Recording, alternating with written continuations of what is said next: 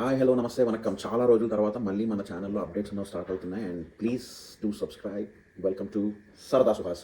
So ఈరోజు one of the biggest film, చాలా హైప్తో కూడుకున్న సినిమా ఒకటి రిలీజ్ అయింది.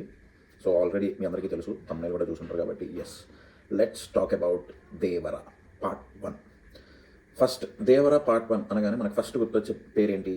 ఆబ్వియస్లీ ఎన్టీఆర్. బికాస్ చాలా సంవత్సరాల తర్వాత, ఆఫ్టర్ RRR ఇదే గురువు గారి వెండి తెర దర్శనం ఇదే అనమాట మనకి. సో ఎన్టీఆర్ గురించి ఎవడైనా నెగిటివ్స్ చెప్పాలనుకున్నా చెప్పలేడు. బికాస్ అంత పర్ఫెక్షనిస్ట్ ఆర్టిస్ట్. అండ్ ఈ సినిమాలో కూడా ఆ పర్ఫెక్షన్ అన్నది ఖచ్చితంగా చూపిస్తాడు. అండ్ ఈ కిల్డ్ ఇట్. నిజంగా చెప్పాలి అంటే one of the biggest asset of this film is NTR. Dual role చితక్కొట్టు అవతల పడేశాడు అనమాట. సో ఖచ్చితంగా ఎన్టీఆర్ అనే వ్యక్తి దేవరా సినిమాకి బిగ్గెస్ట్ అసెట్ అండ్ చాలా పెద్ద ప్లస్ పాయింట్. తను ఎంచుకున్న విధానం, ఆ క్యారెక్టర్ని పోర్ట్రే చేసిన విధానం, ఫ్యాన్స్ ఏమనుకుంటారు, ఎలా ఉంటుంది, ఇవేవి ఆలోచించలేదు. సింపుల్గా డైరెక్టర్ చెప్పింది చెప్పినట్టు నడుచుకుంటూ వెళ్ళాడు. సో దానివల్లే వరా క్యారెక్టర్లో కొంచెం బెరుకుతనం అదంతా పోర్ట్రే చేయడానికి ఆ స్కోప్ దొరికింది. అండ్ ఒక కొత్త ఎన్టీఆర్ని నేను చూశాను and I enjoyed it on screen. NTR అలా భయపడడం అదంతా డెఫినెట్లీ ఎవరికైనా చాలా ఎంజాయ్ చేస్తారు. ఎన్టీఆర్ తర్వాత మాట్లాడుకుంటే మనం ఈ సినిమాలో బిగ్గెస్ట్ ప్లస్ పాయింట్ అంటే డైలాగ్స్. ఒక డైలాగ్ ఉంటుందండి, కాళ్ళ వైపు చూసి మాట్లాడే డైలాగు, చితక్కొట్టు అవతల పడేశాడు. Obviously Koratala Shiva strength is dialogues. తను డైలాగులతో కథను తీసుకెళ్లడంలో సుప్రసిద్ధ రచయిత. సో ఖచ్చితంగా ఆ స్ట్రెంగ్త్ అన్నది బాగా వాడుకున్నాడని అనిపించింది. ఈ నైల్డ్ ఇట్. ఆ డైలాగ్స్ విషయంలో బాగానే అనిపించింది. బట్ కొరటాలు ఎక్కడ ఫెయిల్ అయ్యాడంటే ప్రిడిక్టబిలిటీ. అంటే మీరు ఒక సీన్ అనుకున్నారనుకోండి, నెక్స్ట్ సీన్ జరుగుతుంది అనుకోండి, అదే జరుగుద్ది, ఇంకొకటి మారదు. మీరు గట్టిగా మాట్లాడితే నెక్స్ట్ ఈ డైలాగ్ చెప్తారు అనుకున్న దగ్గర కూడా అదే డైలాగ్ చెప్తారు. ఏదో 1-2 దగ్గరలో అలా తప్పుద్దేమో కానీ 90% ఆఫ్ ద సీన్స్లో మీరు నెక్స్ట్ ఏ డైలాగ్ వస్తుంది, నెక్స్ట్ ఏ సీన్ జరుగుతుంది అనేది మీరు ప్రిడిక్ట్ చేస్తారు. అంత ప్రెడిక్టబుల్ స్టోరీ అనమాట. అండ్ వీళ్ళందరూ ముందు నుంచి హైప్ ఇచ్చారు కదా, లాస్ట్ హాఫ్ అన్ అవర్ ఇది అని. అది సినిమా నాలెడ్జ్ ఉన్న 90% మందికి ఇంటర్వెల్లోనే అర్థమైపోతుంది ఖచ్చితంగా. ఆ మిగతా 10% ఎవరికి తెలుసా? వాళ్ళకి ట్రైలర్లు చూస్తేనే అర్థమైపోతాయి అనమాట. సో అలాంటి వాళ్ళు. సో ఈ 90-10 అందరూ ప్రెడిక్ట్ చేసే స్టోరీ. ఎందుకంటే మనం ఎన్ని సినిమాలు చూస్తున్నాం. సో ఆబ్వియస్లీ మనకు అర్థమైపోద్ది ఏంటి కథ, ఏం జరుగుతుంది అన్నది. సో క్లియర్ కట్గా తెలిసిపోయింది. పెద్దగా ఒక ట్విస్ట్ ఉంది కానీ అదేమో పెద్ద ట్విస్ట్ కాదు, మీరు కనిపెట్టేస్తారు. But I don't want to spoil it. So అందుకు నేను దాన్ని రివీల్ చేయట్లే. బట్ సినిమా చూస్తారు కాబట్టి మీకు అర్థమవుతుంది. అండ్ నెక్స్ట్ ఈ సినిమాలో అంటే చాలామంది అనిరుద్ధ్ ఎన్టీఆర్ అనగానే ఓహో ఆహా అనుకున్నారు. అనిరుద్ధ్ మంచి మ్యూజిక్ డైరెక్టర్, దీనికి మంచి మ్యూజిక్ ఇచ్చాడు. నిజంగా చెప్పాలంటే గూస్ బంప్స్ తీసుకొచ్చే మ్యూజిక్ ఇచ్చాడు. కాకపోతే కథకి సింక్ అవ్వాలి కదా. అంటే ఆ సముద్రం బ్యాక్డ్రాప్కి అనిరుద్ధ్ ఇచ్చిన వెస్టర్న్ మోడర్నైజ్డ్ మ్యూజిక్ అన్నది పూర్తి నాన్ సింక్లో ఉంటుంది. సీన్ ఇలా వెళ్తున్నప్పుడు మ్యూజిక్ ఇలా వెళ్తే ఆ సింక్ బాగుంటుంది. లేదు సీన్ ఇలా వెళ్తున్నప్పుడు మ్యూజిక్ ఇలా వస్తానంటే నాన్ సింకే కదా. అలానే జరుగుతుంది అనమాట సినిమా అంతా. సో నాకు అనిరుద్ధ్ మంచి పనే చేశాడు, కాకపోతే పనికిరాని పని చేశాడు. అది నాకు అనిపించింది సినిమా చూసినప్పుడు. అండ్ నెక్స్ట్ మనం మాట్లాడుకోవాల్సింది ప్రకాష్ రాజ్. ఆబ్వియస్లీ అతని గురించి మనకు తెలిసిందే, ఎంత పెద్ద యాక్టర్, ఎంత మంచి యాక్టర్ అని. కాకపోతే కొన్ని విషయాల్లో అంటే ఆ మేకప్ విషయంలో, ఆ విగ్ అని క్లియర్గా అర్థమైపోయేలా అవన్నీ కొంచెం మనం అటాచ్ అవ్వం క్యారెక్టర్కి. బేసికల్లీ కొరటాల సినిమాలో పెద్ద మైనస్ ఇది, క్యారెక్టర్ ఎస్టాబ్లిష్మెంట్ సరిగ్గా చేయడు. సో దానివల్ల మనం ఆ క్యారెక్టర్ కనెక్ట్ అవ్వలేం. సో సేమ్ ఇబ్బంది మనకి దీనిలో కూడా జరుగుద్ది అనమాట, మన దేవరాలో కూడా జరుగుద్ది.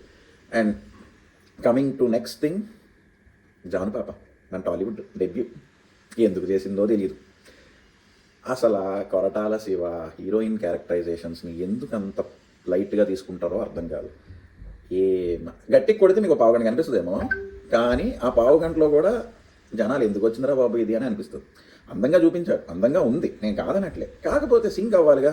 సింక్ అవ్వకపోతే ఏం లాభం? అది ఎంత అందంగా ఉన్నా మనకి నప్పకపోతే మనం ఏం చేయలేంగా. మనకు చూసినప్పుడు అనిపించకపోతే ఇంకా వేస్ట్ కదా. వరా క్యారెక్టర్కి మన జాన్ పాప ఎందుకో నాకు నాన్ సింగ్ కొట్టింది. మరి మిగతా వాళ్ళకి ఎలా అనిపిస్తుందో నాకు తెలియదు. అండ్ తర్వాత మన మెయిన్ విలన్ అనే బదులు కామెడీ యాక్టర్ అనొచ్చు మన సైఫ్ అలీ ఖాన్. చాలా పెద్ద రోల్ అండి బాబోయ్, వివత్సమైన రోలు. డైలాగ్ చెప్తుంటే పెదాలు కదలవు.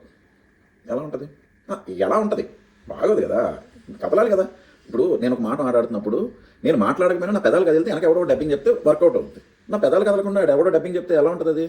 నాకైతే సైఫ్ అలీ ఖాన్ క్యారెక్టర్ కొన్ని దగ్గరలో ఏదో ఇంగ్లీష్ సినిమా చూసినట్టు అనిపించింది. సింక్ అవ్వట్లే అసలు, పెదాలే కదలకపోతే అంటే ఏమవుద్ది? తర్వాత దీన్ని మాట్లాడుకోవాల్సింది రత్నవేల్ గారి గురించి, సినిమాటోగ్రఫీ. ఈయన మనకి ఎంత పెద్ద డిఓపియో మనకు తెలుసు. కొన్ని సినిమాలు ఇతను చితక్కొట్టి అవతల పడేశాడు. సో వాటి గురించి మనం మాట్లాడుకోవడం మానేస్తే ఈ సినిమా గురించి మాట్లాడుకోవాలంటే డే టైం వచ్చిన షార్ట్స్ అన్నీ చాలా బాగున్నాయి. నైట్ టైం వచ్చిన షార్ట్స్ కొంచెం దెబ్బేశాయి.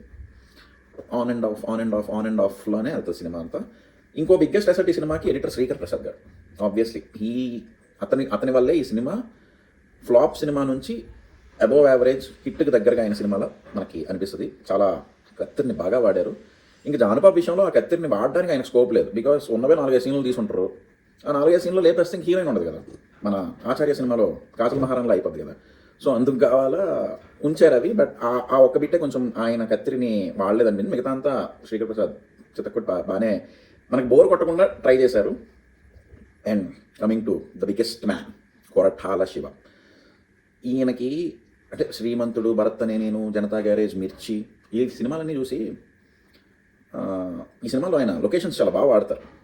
మరి అన్ని లొకేషన్స్ తిరగడం వల్ల బోర్ కొట్టాయో లేకపోతే సింపుల్గా ఒక ప్లేస్లో చుట్టేస్తున్నారో అర్థం కావట్లేదు. కానీ గత 2 సినిమాలుగా, లాస్ట్ సినిమా అంటే మన దిగ్గజం లేండి ఆచార్య. సో ఆచార్య ఇది ఒక ప్లేస్ తీసుకుంటున్నారు, సింపుల్గా ఓ సెట్ వేస్తున్నారు, రన్ చేస్తున్నారు, క్లోజ్ చేస్తున్నారు. ఎందుకు? బడ్జెట్ ఉందిగా, వెళ్ళొచ్చుగా లొకేషన్లకి, పెద్ద కథలు రాయొచ్చుగా. పెద్ద కథల్ని చిన్న స్థానంలో ఎందుకు రాస్తున్నారు? అది అర్థం కావట్లేదు. కొంచెం ఒక వ్యాస్ట్ సబ్జెక్ట్ తీసుకుంటున్నప్పుడు you should use various locations. లేదు నేను ఒక సముద్రంలోనే చుట్టేస్తాను అంటే ఆచార్య అంతా పాదఘట్టం అయింది, ఇదంతా ఎర్ర సముద్రం, ఇంతేనా? Nothing more than that. కొంచెం జోన్ పెంచండి. మీరు ఎలాంటి లొకేషన్స్ చూపించారు మాకు ఇంతకుముందు సినిమాల్లో? అదేమైంది? What happen to that? ఇప్పుడు జనతా గ్యారేజ్ కూడా happens in a set, but దానికి చాలా ఉన్నాయి లొకేషన్స్. దీనికి లేవే. ముందు దానికి లేవు, దీనికి లేవు. సో ఆ విషయంలో నాకు ఎందుకు కొంచెం తేడా పడుతుంది కొట్టాలి గారు. కొంచెం ఆలోచించండి. అండ్ క్యారెక్టరైజేషన్స్ ఎస్టాబ్లిష్మెంట్లో మీరు కొంచెం వీక్ ఉన్నారండి. నెక్స్ట్ టైం దాని మీద కాన్సన్ట్రేట్ చేయాలి మీరు. బికాస్ ఒక క్యారెక్టర్ని మీరు ఎస్టాబ్లిష్ చేయకుండా ఆపోజిట్లో కూర్చున్న ఆడియన్ ఆ క్యారెక్టర్ కనెక్ట్ అవ్వాలంటే ఎలా అవుతాడు? సినిమా అంటే ఒక హీరో క్యారెక్టర్ కాదు కదా. ఇప్పుడు మీరు ఒక హీరో క్యారెక్టర్ అయితే మీరు అంతమంది మనుషులు ఎందుకు పెడతారు? ఈ సినిమాలో నాకు తెలిసి దగ్గర మొత్తం అంతా కలుపుకొని ఒక 1000 మంది ఆర్టిస్టులు కనిపించుంటారు రఫ్గా. అంతమందిని దేనికి? స్క్రీన్ నింపడానిక? క్యారెక్టర్ ఎస్టాబ్లిష్మెంట్ చేయాలి కదా. హీరో ఒక్కడే కాదు కదా, హీరో క్యారెక్టర్ని బాగా ఎస్టాబ్లిష్ చేస్తున్నారు మీరు. But what about the supporting characters? Hero చుట్టూ ఉన్న క్యారెక్టర్స్ అన్నీ కూడా ఎస్టాబ్లిష్ చేస్తేనే కదా ఆడియన్ అనేవాడు కనెక్ట్ అవుతాడు దానికి. అది దాని మీద కొంచెం దృష్టి పెట్టండి. మళ్ళీ మీరు పూర్వ వైభవం రావాలి. మీకు అర్థం కావట్లే. జనాలు చాలా పెద్ద సినిమాలు చూసేస్తున్నారు ఇప్పుడు. సో కొంచెం. అండ్ ఫైనల్గా సినిమా గురించి మాట్లాడాలంటే బాగుంది. ఒక మంచి mass masala action commercial cinema చూడాలి అనుకున్న వాళ్ళు వెళ్తే హ్యాపీగా ఎంజాయ్ చేస్తారు. లేదు నాకు కొంచెం కొత్తదనం కావాలి అన్న వాళ్ళు, అలాంటి వాళ్ళు ఈ సినిమాని స్కిప్ చేయడమే బెటర్. బట్ మీరు ఫ్యామిలీతో వెళ్ళి ఒక పెద్ద హీరో సినిమాని, పెద్ద స్పాన్లో ఉన్న సినిమాని చూడాలి అనుకుంటే this will be the better choice. ఖచ్చితంగా వెళ్ళి చూసి ఎంజాయ్ చేసే వస్తారు. నా మాటగా చెప్తున్నా. మరి మీరు వెళ్ళి చూసి మీకు నచ్చకపోతే కమెంట్లో నన్ను వేసుకోండి. నచ్చితే మాత్రం కొంచెం ఒక సబ్స్క్రైబ్ బటన్ మీరు కొట్టండి. కానీ so that is for Devara. As expected, ముందు నుంచి అనుకుంటుందే జరిగింది, కొత్తగా ఏం జరగలేదు. And yes, one time watchable. చూస్తారు, ఎంజాయ్ చేస్తారు, వస్తారు. ఈ సినిమాకి రిపీట్ ఆడియన్స్ అయితే నాకు తెలిసి ఉండరు అనుకుంటున్నా. మేబీ ఆ ఎన్టీఆర్ మాస్ యుఫోరియా చూడాలనుకునే వాళ్ళు ఎన్నిసార్లు అయినా చూడొచ్చు. బికాస్ అంత బాగుంది. ఎన్టీఆర్ వరకు చాలా బాగుంది. రెస్ట్ ఆఫ్ ద పార్ట్స్ కొంచెం కష్టమైంది. But yes, and that's it from Devara. Enjoy, హ్యాపీగా చూడండి. బాగుంటే కమెంట్లో చెప్పండి, బాగోకపోతే కమెంట్లో వేసుకోండి. Until then please do subscribe. సరదా సుహాస్. బాయ్.